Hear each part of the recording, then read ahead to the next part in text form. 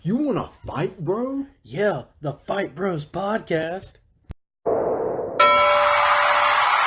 2, 1. What's up, Fight Bros podcast listeners? Today is November 3rd, 2019. It is our 13th episode. God, it's insane how quick this is flying Oh by. yeah, man. 13 straight weeks of producing great content. And as always, I'm Albert Walters, and we got Big Daddy Burks here. Woo woo! So for those of you who watched UFC 244 last night, oh my God, it was insane. Yeah, always got to be something controversial happening at every UFC pay-per-view. Yeah, it's definitely some different controversial things out there. Between some of the wins, some of the guests, and some of the statements, it was a controversial night last night. So we've got some great content for today's episode, and so just getting right into it, we're gonna start off with the Masvidal and Diaz fight. Yeah. How do you feel, Marcus? I mean, dude. I mean, it's whatever. I'm kind of disappointed in it. Kind of upset about it, but Yeah. there ain't nothing I can do. Like, do you agree? Okay, so this fight ended because of a doctor stoppage. They said Nate Diaz's right eye was too shut to fight. Do you agree with that? It wasn't shut. It's that he had the cut, and they acted like the cut was too wide open. See, the way I thought that you're supposed to be ruled out by a doctor is if your eye is shut or the cornea of your eye is like scratched. Or something like that, which is why they look in your eye with a flashlight. Yeah. But as we know, a couple of months ago, Tyson Fury was able to continue a 12-round boxing match on ESPN with a worse cut than Nate Diaz. So I don't know. It's just it kind of sucks. The way I look at it, I kind of thought about it for a little bit. So the UFC, I don't think they pay the fighters' hospital bills. You don't think so? I don't think they do. So I think it's pretty much like an assumption of risk thing. So Nate Diaz said he could go. I mean, to all of us, it looked like he could go. To Joe Rogan, you've seen Dana White's initial response, regardless of what he said later.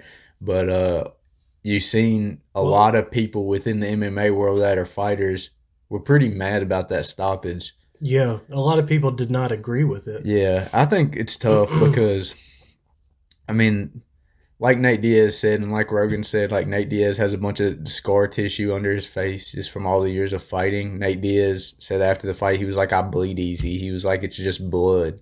It doesn't like hurt or anything. It's just blood. Yeah. He was like, it's just like water coming down my face during a fight. It doesn't bother me.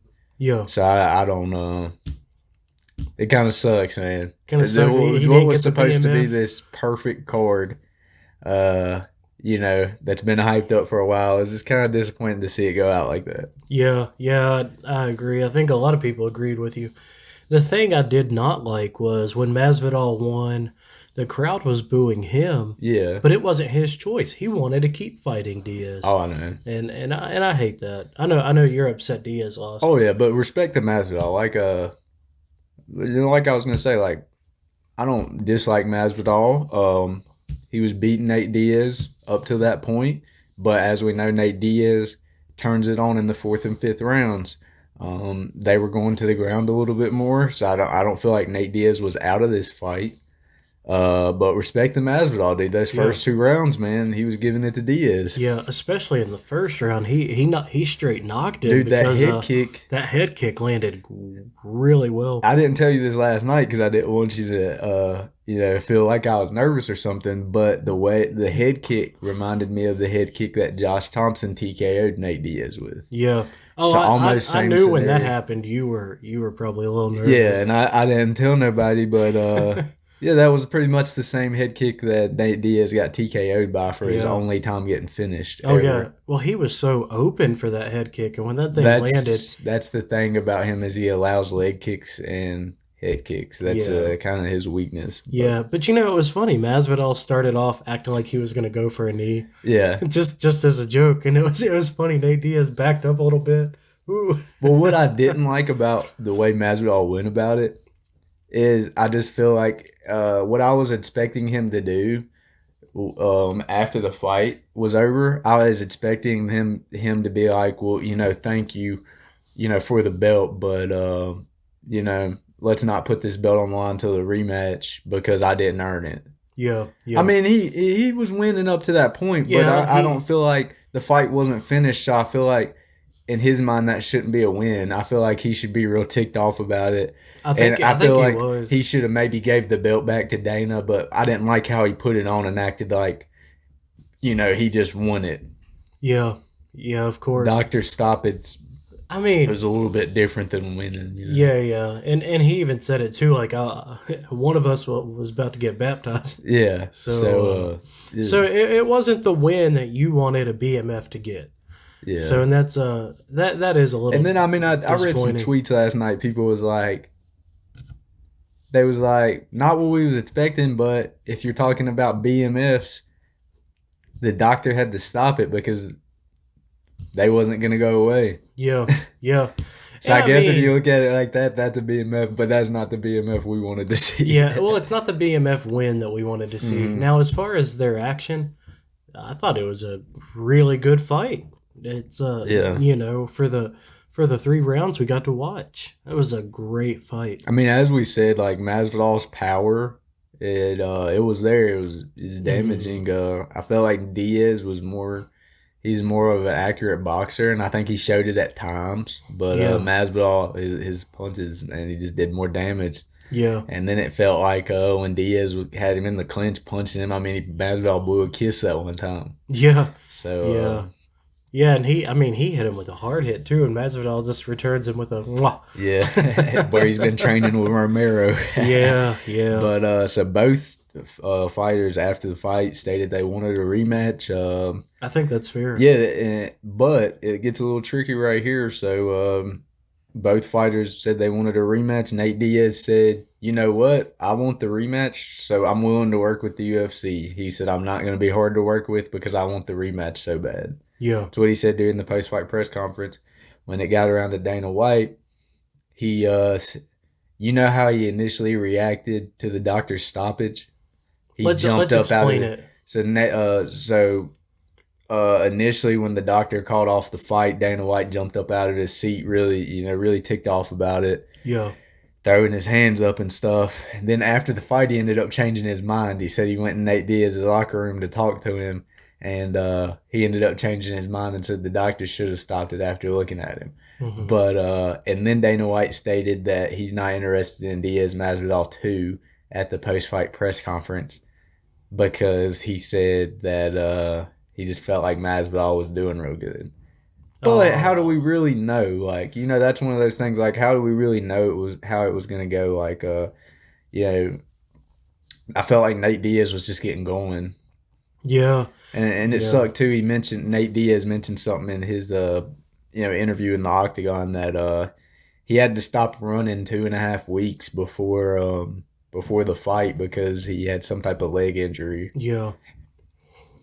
And that's why we saw the him having a low amount of movement in the ring. But he said also he was like pacing himself to turn it on in the 4th and 5th round. Yeah, because that's what he is. And so I want to see this, and I think it should be next because you think they should just redo it next? Yeah, I mean it would have to be in 2020, but I mean Usman and Covington are fighting December 14th, so let's give what are we in November? So November, December, January, February, March. Maybe we can make this rematch up in March. Usman and Covington are going to be fighting for the title on December 14th. So, they're fighting for the title right before the end of the year. Diaz and Masvidal rematching it in March wouldn't be a bad idea. No, it wouldn't be bad. I just don't know what's next because... Well, there's a lot of things that are next now. So, but not for Diaz. Like, not for Diaz. If you don't do the Masvidal rematch... I mean the third fight with Connor's there. Well, that's what I was going to say. What about maybe. if Connor gets finished by Cowboy? Does it really matter? Was that confirmed? Was it Cowboy? Well, yeah, that's what it's leading to. It's not confirmed yet, but both parties have said that they've almost agreed on the contract. Well, Connor's already signed, but both parties supposedly have already agreed that they'll fight each other. Yeah. So I don't know when the next time we'll see Diaz fight again. Yeah. Because if it's not Masvidal and it's not McGregor, then who is it? Nothing else makes sense. No. I guess if McGregor lost to Cowboy, it could still make sense because Diaz would have been coming off a loss against Masvidal. Then that's going to be like the end of next year. Yeah, that would kind of be probably in the summer. Yeah. But I feel like Diaz is going to push for this. I feel like, last night he was real disappointed with himself. He said he wanted to work with the UFC. So I feel like in about a week or so, we'll probably see Nate come out with a video. Probably. I feel like if they fight again, they're not going to be friendly about it. Because, I mean, you seen last night, they was kind of upset about it. And Diaz, during his post-fight press conference, he was cussing Masvidal a little bit because supposedly Masvidal, during his post-fight press conference, with the media, he supposedly changed his mind a little bit. And, in the octagon, he said he wanted to give a rematch. But, he with the post-fight press conference, he was kind of listing out some other stuff he could do, like fight McGregor and stuff. So well, now Masvidal, he has a lot of options. Oh yeah. He won the BMF. He's on a 3-fight win streak. He's made a big name for himself in his last 2 fights. Yeah. So he has a lot of options. If we see Nate Diaz and Masvidal fight again, I don't think it's going to be for a while. I think Nate Diaz has got to win a few. I think he'll get it. I think if they do fight, it would be an immediate rematch, but Nate's going to have to heal up for a while. I mean, dude, I know he got stitches last night, but he needs to heal up for a while. I mean, at least take 3 or 4 months to heal up. Yeah, I just don't know if that's going to be an immediate rematch. Because there's so much you can do with Masvidal. I don't see that happening. Yeah. I don't know if it'll ever happen, but I don't think it's next. Yeah. So just because Diaz, I think they want him to get more fights in. Yeah. Because Masvidal is going to the top while Diaz is staying stagnant after that loss. Mm-hmm. So, and I hated to see Diaz lose. I know I was rooting for Masvidal, but it's kind of we would have hated to see either one of them lose. Yeah, that's just how it is. Like with DC and Miocic, we like both of them. You don't want to see either one lose. Mm-hmm. So I hate that. I'm happy. I was rooting for Masvidal, but I still hate to see Diaz lose. Yeah, so hopefully we'll get something in the next couple of weeks, whether the UFC will do a rematch with them or not, or what's going to be next for Masvidal. So hopefully we'll be seeing some news on that. But let's get into the co-main event. Oh, man, this was like a sleep fest. You were actually asleep for during this. Yeah, I was literally sleeping until the last few minutes. Darren Till defeated Kevin Gastelum via split decision. Dude, I just expected Kevin Gastelum. I mean, dude, he almost arguably beat the champion right now, Israel Sonya, a couple of months ago. Darren Till's just coming up, making his debut at 185. Yeah. I just expected Kevin Gastelum to do a lot more. I know Darren Till's a big guy, but I just didn't understand. Yeah. I mean, they didn't really fight. No. No, I guess that's the part of the split decision. I don't really have much of a comment on it because, like you said, I was literally. It reminded me of Ngannou Lewis. They just kept dancing around. Yeah. God, I hate that. Well, the thing that I think's interesting is the drama of the pre-fight. When what did Darren Till say? He just said, he's coming off a 3-fight. That was my alarm. Sorry. It's time to wake up. I thought I was going to sleep until 9, but Scrappy woke me up at 6:45 ready for some food because of the time change. So he thought it was 7:45. He's ready to get some food. The same thing happened to me. My watch was set at yesterday's time. And I was like, man, I'm waking up and it's like 8:30 or 8:15. And then I texted you. Then I was like, why is my phone saying it's 7:15?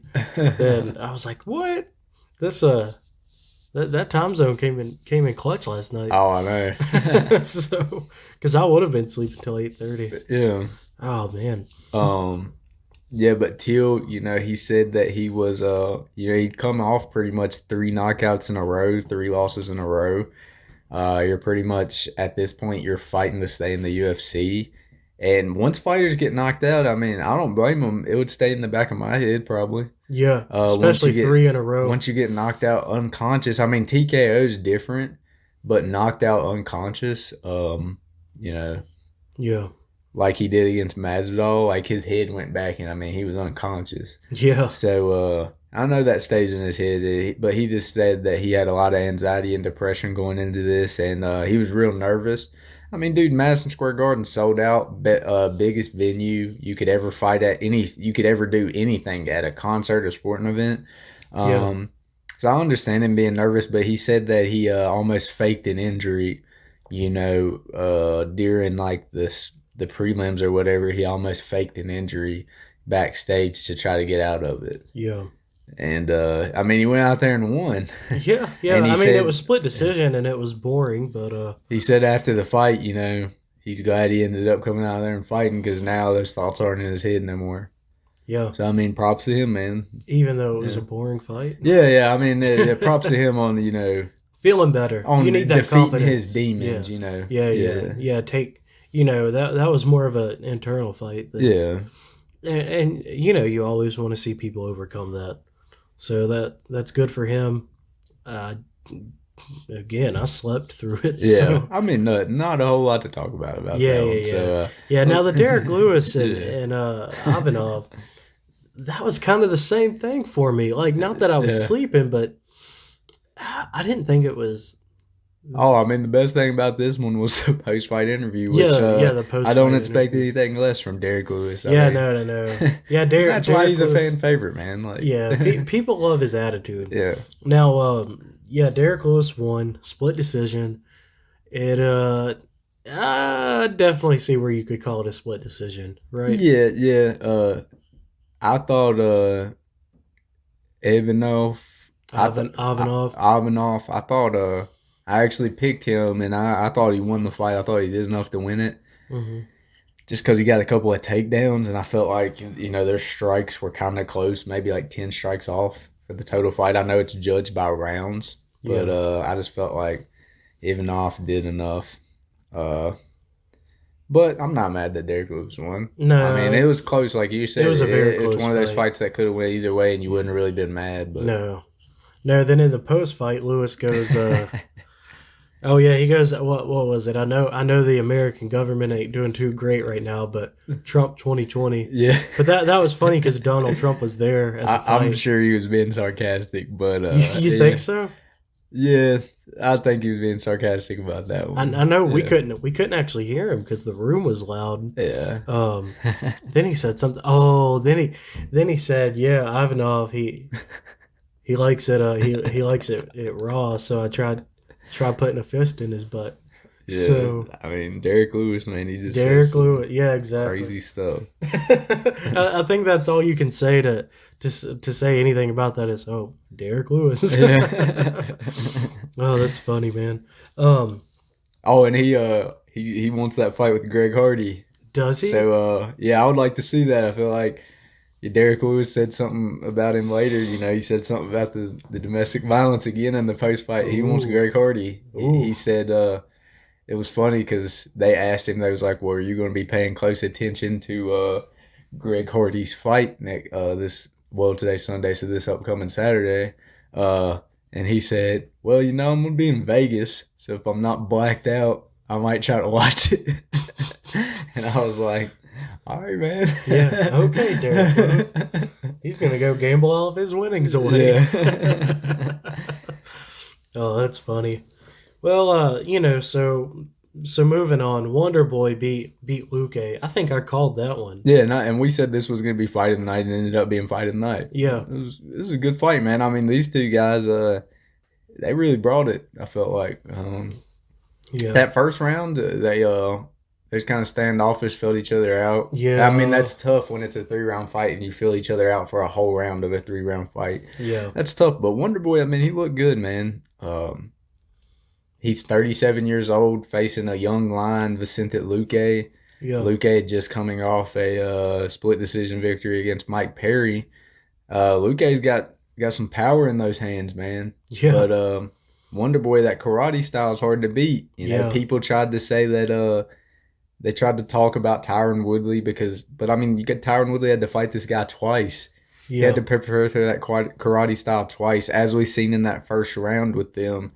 When you're facing Wonderboy, it's going to be a boring fight because you're making sure that you're not going to get knocked out by some, side kick where he's got that karate style. I mean, he literally he did a side kick to Luque's abdomen and knocked him on the ground. That's how powerful his kicks are. He side kicked him. He just side kicked him, and I mean, Luque went flying back like 3 feet, landed on the ground. Dang. I thought that was pretty impressive. Yeah. So I mean, he's a great fighter. I mean, I don't think it went to decision, and unanimous decision. I don't think Wonderboy's gonna fight for a title or anything again. But I just don't think he's gonna. I don't think he's gonna beat any of those killers in that welterweight division. Don't see him beating Usman. Don't see him beating Woodley. No, I mean, I think he's a force to be reckoned with, but it's kind of like you don't see him going to the top. You see it being like one. I think it's kind of like a Demian Maia situation. I don't think Wonderboy's done, but I think he'll probably just do interesting matchups for the rest of his career. Maybe he's got 2 years left or something. Yeah, 2 or 3 years left. He might just keep doing interesting matchups that kind of interest the fans and stuff. Yeah. Well, do you think Masvidal is going to go with Maia now? Nah, he said he didn't want to do that until he won the title. It was his last fight? Yeah, until he won the title. Okay. Because Maia has like 2 or 3 fights left. Yeah. So that's going to be a while. And so, but he wants to be Maia's last fight. Yeah. That is honorable. Yeah. So Wonderboy won. That was a good fight. Yep, fight of the night. Yeah, fight of the night. Kevin, except for the first round. Kevin Lee, I thought that was a good That's fight. my boy, man. Yeah. I was excited. Kevin Lee defeated Gregor Gillespie, knockout by a head kick in the first round. It was on SportsCenter top 10 this morning too. Was it? What was it on top 10? Like 7? It was like 3 or something. 3? Oh, good. It should be. Yeah. I mean, it was one of those knockouts where it looks like their neck's broken. Oh, it was insane. Oh, and I mean, this is what I've always said about the UFC. Like, there's levels to it. Like, Gregor Gillespie was 13-0, and he was one of those undefeated guys that people thought was going to stay undefeated for a while. And you got Kevin Lee, Kevin Lee hasn't been able to beat some of them top 5 guys, but he's number 10 in this lightweight division. Yeah. There's levels to it, man. Like, there's levels to get into that top 15. The top 15 is different from the top 10, and the top 10 is definitely different from the top 5. Yeah. Well, Kevin Lee, for those of you, you need to go look at least the highlight of that fight and the end of it, because they're showing an overhead. The cameraman who was on the corner where Gregor Gillespie got knocked out, because he got knocked out and fell into the cage. Yeah. Then just slumped down right there. Eyes rolled in the back of his head. Oh yeah, and so the cameraman who was directly above him takes the camera and just places it perpendicular right above him. And you can see his eyes, and that crap is crazy. Yeah. Like, it reminded me of the Ngannou knockout. Yeah. And you were like, dang, what a kick. I don't want to be caught in the middle of that. And then we was like, I was sitting there, I got all hype. I was like, oh, the pay-per-view, that was worth the price of the pay-per-view already. And then, man, the rest of the card we ended up getting. yeah, the rest of the card was kind of a disappointment. But I'm very happy for Kevin Lee, man. Yeah. I mean, he's had a struggle the last couple of fights. This was a must-win in my eyes for him. Yeah, and he won it with a statement. I felt like if he didn't win this, dude, he might have had one more fight left in the UFC. Yeah. I think he was coming off three fights in a row, 3 or 4 in a row of losses. Yeah. So like you said, it was kind of you need to win. And what I think's the big factor in this is he's training at TriStar Gym now with Faraz Zahabi. Yeah. That is GSP's legendary coach. That that a lot of people. So his sparring partners are GSP, Roy McDonald, and Bellator. Yeah. Or I think it's Yeah, I think it's Rory McDonald. So he's got a lot of good training partners over there, and I mean, his potential is sort of like GSP's. Like he's got that wrestling background like GSP. He's a very fit guy. Yeah. So I mean, but you can also throw, some great throws. Yeah, I mean, his stand up was a little bit shaky at the beginning, dude. Gillespie was tagging him. Yeah. But then he threw that head kick. Ooh, slept him, man. So what was cool too is Kevin Lee after the fight, he just beat Gillespie, which was number 11, and Lee was number 10. So I mean, really, he could have tried to crack back up, try to get somebody ranked a little bit higher than him, a 7 or 6, But he called out Khabib's cousin Islam Makhachev. Yeah, that he's ranked number 13 or 14. Kevin Lee said, "I want the toughest fights in the division that I feel like people don't want to take. The young, hungry people coming up, which Gillespie was. He kind of wants to. He said he wants that fight. He said, I took this tough fight, and I want to take the one against him. Yeah. So I respect that, man. You got to respect that. If he doesn't care about rankings. If he can get that fight and win it, I feel like he's back up there and he's going to be a contender again. Yeah. I mean, we saw Kevin Lee almost finished Tony Ferguson, which is going to be fighting for a title soon next year against Khabib. Yeah. People argue that Tony Ferguson is the best fighter in that lightweight division, and he almost got finished by Kevin Lee that had staff. Yeah. So, if Kevin Lee fights Makhachev, it very well could be the same night where Ferguson fights Khabib. That'd be good, man. That'd be cool. That'd be really cool. Yeah. I mean, you're only paying for one trip for the whole family. Yeah. Yeah. So that's easy. Oh man, but hats off to Kevin Lee. That's a very respectful decision. Oh yeah. So then the main event of the prelims that was an incredible win. So dude, do you want to explain that? Yeah, dude, I loved it. Corey Anderson, man, he defeated Johnny Walker via first round TKO. Yeah. Corey Anderson is known as a wrestler, and he put Johnny Walker out. Standing up, man. Yeah. Took him out. The ref called it first round. It was insane. Yeah, so the thing about this is, so Corey Anderson before the fight said that UFC called him a couple of months ago, and Corey Anderson's been a contender for a while. He's beat some guys, and he probably should have already had a title shot against John Jones, but they called him a couple of months before this fight and told him that they're not interested in giving him the John Jones fight because he's not a needle mover. He's not a fan favorite. He's not popular enough. And so, dude, the way he handled this afterwards, it was crazy. So after he knocked out Johnny Walker, the ref was holding him back, and he was sitting there talking trash to Johnny Walker. He threw the ref out the way, and it was like he was going to go hit Johnny Walker some more, man. Yeah. I mean, they shouldn't put a chip on that man's shoulder. He meant business last night. No, I hope that's what's next for Jones because he's a great fighter. Yeah. And then I think after that, I mean, then when they were calling who won and they were saying, Corey Anderson just defeated Johnny Walker by first round TKO. He did the freaking worm. Yeah, he was doing the worm, humping the canvas, like. And I think that's making a name for himself. Yeah, he said, "Y'all put some respect on my name." Yeah. Then he apologized. He said he didn't. Said he's sorry for acting. And he called out Jones too. So yeah. I would like to see that. I think that'd be a great fight. We're looking at like two mechas, two very powerful guys going at it. So I mean, to me in my eyes, I would rather see this next for John Jones rather than fighting Israel Sonya, which could be on the table now, as we'll get into in our next topic.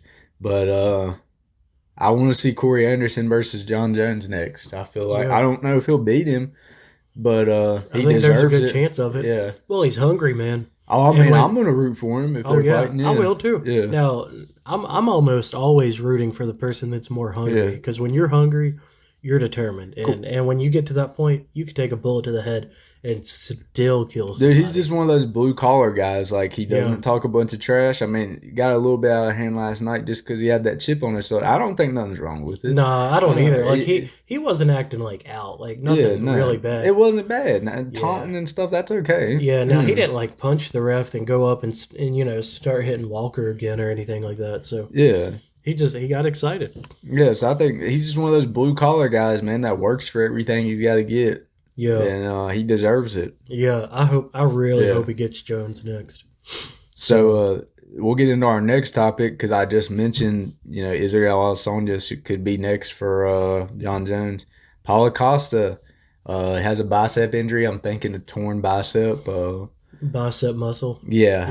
The fibers in it. Yeah. Well, I think the whole bicep, how people tear the bicep at the insertion point. Yeah. Or the origin point, and it'll just roll up. Or no, it's the insertion. Yeah. Yeah. So they'll tear it at that insertion point of the bicep, and the bicep just rolls up to the origin. And I mean, it's a bad injury. And I know people that have, tore their bicep like that, and then they go to pick up a book like a couple of months later when they thought it was healed. Just picking up a book tears their bicep. Yeah. So this is one you got to be careful with. So he's out. He's out for 8 months, the doctor said. Yeah. And that's until training. So he's probably going to be out for at least 1.5 years. Yeah. So until he fights again. So they're not waiting around. Yeah. No. Yeah. Paulo Costa. He's kind of written off the books for a little while. Like it's going to be 1.5 years probably till we see him fight. So now that means he's not fighting Israel Adesanya. So who's next for Adesanya? The rumors going around, and Adesanya wants it too, and all the fans want it. According to like Twitter and social media and stuff, Yoel Romero's name's being thrown around as a replacement. Have they fought before? No. Okay. See, this is what I always had a problem with. You remember how Robert Whittaker was injured, so they put an interim title on the line, right? Yeah. Israel Adesanya pretty much got a title shot by beating a gatekeeper, Derek Brunson. Yeah, that is known as have been a gatekeeper to young, hungry lions coming up in that division. He's always stayed at the bottom of the top 10. Yeah, so I feel like he didn't rightfully get to that title shot by beating the best people. Yeah, I've always said that Romero, no matter what he is ranked, I feel like he's one fight away from fighting for a title. I feel like. In a different like universe, Romero could be the champion right now. Well, I mean, if Adesanya and Romero fight, it's going to be for a belt. Yeah, and so he could very well be the champion. But now, if these two go at it, when do you think they could fight? See, I don't know, but the thing about it is Romero's coming off of a loss against. Was Romero? He's on a 2 or 3 fight. Yeah, he's lost 2 or 3. He's on 3 fight lose streak because he lost to Whittaker. I think the last fight he won was He lost 2 fights to Whittaker, and then he lost to Paulo Costa. But he beat the guy who said it was his life to win that fight, who I used to love fighting with on the games. Oh, Luke Rockhold. Yeah, Rockhold. Yeah. He beat Rockhold, but was that his last win? Yeah, I think so too. Yeah, but the thing is, but Dana's interested in it. I mean, I think he should be. Like we've said, Romero is one of those guys. He could be ranked number 8, and he could be better than the champion. Yeah. How do we know Israel Adesanya didn't have to fight the best people to get to the title shot? He got to the title shot with Robert Whittaker. Yeah. But I mean, Yoel Romero knocked Robert Whittaker in that second fight. I think he beat Robert Whittaker, and a lot of other people. Joe Rogan thinks he beat Robert Whittaker in that second fight. Yeah. Yeah. Well, so then, do you think? So if they fight, when are we looking at it to possibly be? Like maybe March or something? Mm-hmm. I'm thinking in the first quarter of next year. Not January, but March, maybe early. We could see February. Most likely not, but probably not January, but probably March. Yeah. Okay. I think that'd be a great fight. It's what I want, man. Yeah, the style bender. Now, if that fight's who do you think's going to come out on top? If Israel Adesanya wins, it's gonna have to be by decision. You think so? Like I was saying with Diaz last night. Like you're not gonna put Diaz away. You're not gonna put Romero away. I don't know, man. Adesanya, he's a great fighter, and you just never know what's coming. I don't see him like Robert Whittaker was. He used to fight at 170, so you know what I'm saying. Yeah, he hasn't always fought at 185. Like Romero, he could fight at 205 if he wanted to. Yeah. So he's not a small middleweight by any means. No. So I just feel like Adesanya's not gonna put him away. You know what I'm saying? Has Adesanya's wrestling really been tested either with an Olympic wrestler like Yoel Romero? No, not at all. Yeah, so Adesanya could win. I mean, yet like when you fight Diaz and you fight Romero, if they don't submit you, if they don't do some things that they usually do, they usually don't win decisions. No. Yeah. No, and I agree with you completely. But if they fight, that's kind of hard for me to say, man, because I've always rooted for Romero. Yeah. But ever since I'm Israel, gonna roll with Romero. You're gonna go with Romero. If this happens, I might go with Adesanya because he's the up and coming guy. He's got the belt. He's hungry. He's got all this momentum right now because he just got the belt. You know, it wasn't like how Woodley was when he got the belt. When Woodley got the belt, he was great for a while. Then after so many fights, Woodley just started he started falling off, man. He was only doing the bare minimum. I don't see that happening with Adesanya. I think Adesanya is going to get that belt. Or I think he's gotten the belt and he's just going to be extremely defensive about it. Yeah. So I think he's going to be active too. I think he'll be pretty active with it. Yeah. So this weekend we have UFC Fight Night 163, and we have 3 big fights, kind of big fights. Well, 2 kind of. I don't like the main event. I think Alexander Volkov versus Greg Hardy should be the main event. Yeah. Just because. Yeah, I'm more excited about the Volkov and Greg Hardy fight. Yeah, that's what I'm excited. I feel like that's if you want to have a people's main event on that would be it. I'm not saying that's the people's main event because I don't think people are too. Yeah. The casual UFC fans not interested in that. Yeah. But So the main event is Zabit versus Calvin Kattar. Yeah, I don't know too much about Calvin Kattar, but Zabit's one of these up and coming guys that they think could beat Max Holloway. You think so? Yeah. And he's undefeated. Oh wow, That's not bad. He and I don't know much about. I Calvin think Kattar either. He had went through all finishes until he fought Jeremy Stevens. Him and Jeremy Stevens went to decision, and he won. He won decision against Jeremy Stevens. I think it was split decision too. So. Okay. So he's one of those guys that you kind of don't know how they're gonna be once they get to the top either. You know what? Just for fun, I think I'm going to go with Calvin Kattar. I don't know him, but I've got a feeling he's going to win. Yeah, I mean, this could very well be like a one fight away from a title. You think so? Yeah. What's their rankings? That's what I was looking. Oh, you're looking that up. Yeah, I don't know much about Calvin Kattar, but yeah, I don't remember ever. Maybe if I see his face, I could remember him. Yeah, that's kind of where I'm at. From a pay-per-view, but I'm definitely I'm gonna root for him just for fun. Let's see, featherweight. So Zabit is number 5. Wow. Calvin Kattar is number 11. So Calvin Kattar, I'm assuming he's trying to break into that top 8. Top 8. Yeah. You know what? I don't care about numbers. I'm still gonna go with Calvin Kattar. Who do you think? I'm gonna be honest. I don't really know much about Calvin Kattar, so I'm gonna go with Zabit. That's fair. I don't know much about Calvin Kattar either. I mean, I don't know too much about Zabit.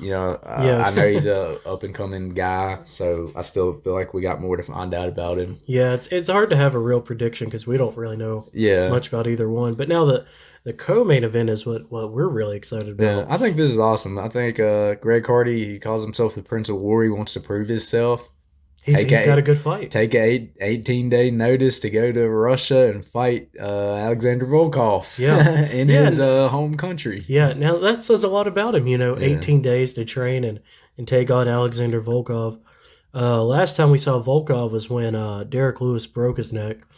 That was a great knockout by Lewis. That fight was what probably put Lewis on the map when he goes, my balls was hot. Yeah. So, I mean, he was known before that, but that just kind of the knockout put his name out there, and his balls was hot statement put his name out there. Yeah, and Volkov's ranked number 7. So if Greg Hardy wins this, that fight with Derek Lewis could happen. Yeah, that fight with Derek Lewis very well could happen. Yeah, he's got to win though. Like this is going to be a hard fight to win. Oh yeah, Dana's not going to book Greg Hardy versus Derek Lewis if he loses. If Greg Hardy can't get in the top 10. No. And I think he's got to win this fight to get in the top 10. He doesn't even have to be in the top 10. He can be like top 12, top 13. Maybe. Yeah. Well, see, Volkov, he's a great fighter because he was beating Derek Lewis that whole time. Oh yeah. I mean, Derek Lewis was his rag doll. Mm-hmm. He was rocking him and just tearing him up the entire fight. But then, the last 15 seconds, Derek Lewis got this wind and he hit him with one hit. Then he hit him with a hard next hit that you would have thought he was an owl. His head spun around a full 360. That's just the thing. There's some guys, man, they just got that power that they can always knock you out. Like Masvidal last night. Like Diaz was touching him a little bit. But Masvidal, man, he just had that power. Yeah. Exactly. So even if the fight was going different and Diaz kept touching him the whole time, pointing him to death, Masvidal was going to still always be in the fight because of that power he possesses. Exactly. So I think this is going to be Greg Hardy's first real challenge, and I'm excited to see it. I know he's trying to make a name for himself by picking up a fight with 18 days, but it's hard for me to say I think he's going to win. Now, he's definitely an athlete, but I don't know. It's becoming wintertime. It's becoming cold up in Russia. These Russians, man, they're tough. Yeah. So I don't think Greg Hardy's ready for that. So I'm rooting for Greg Hardy. Because you want to see him fight. I would like to see him win and make that Derek Lewis fight happen. That could be a co-main event on this one of these upcoming 2020 cards. Yeah, you're right. I would like to see that happen. So I'm rooting for Greg Hardy, but I'm picking Alexander Volkov. Yeah.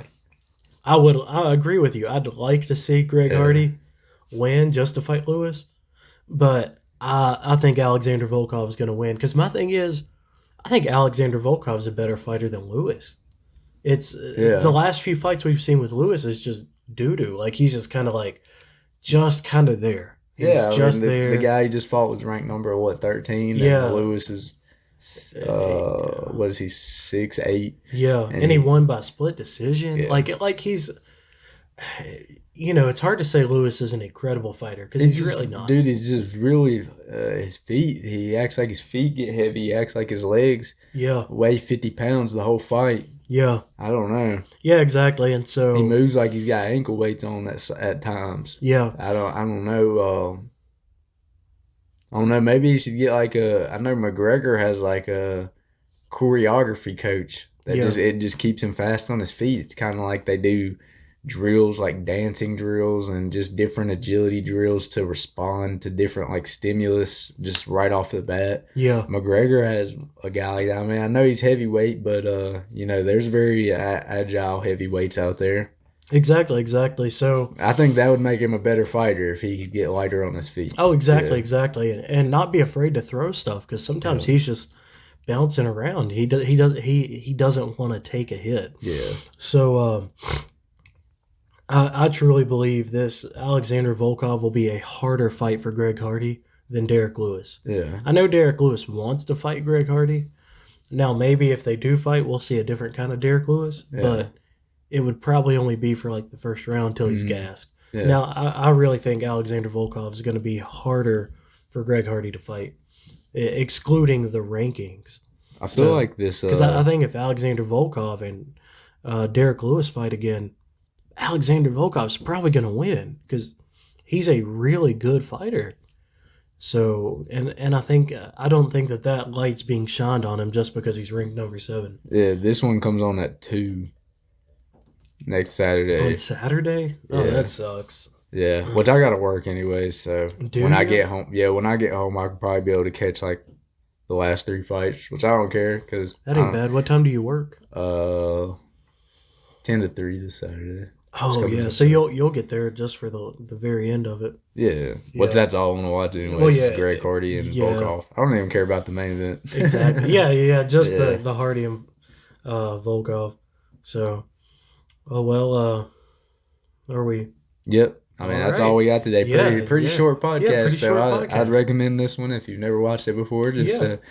I know a lot of people's been asking for us to shorten it up, and got a 35, 45 minutes today. I think I actually really like this. So that it's going to make processing it so much easier. Yeah. And uploading it. But I like this. It was nice. But I think it was a great podcast. We covered all of 244. Yep. Now, wasn't the best. Yeah. Was not the best card. You know, we did have the BMF, but it wasn't. So I said I think 245 might be a better card. Yeah, 245 because we got 3 belts on the line. Yeah. So, well, guys, if we're on YouTube, Spotify, Facebook. If anyone wants us on iHeartRadio, let us know. It's super easy. We've just got no requests, so there's no request, no need. So and we'll try to get some guests rolling through. We promised some guests soon, but we were kind of supposed to have some today, but just ain't been working out. Yeah, that couldn't happen. Yeah. So thank you everybody, and keep watching. Thanks, guys.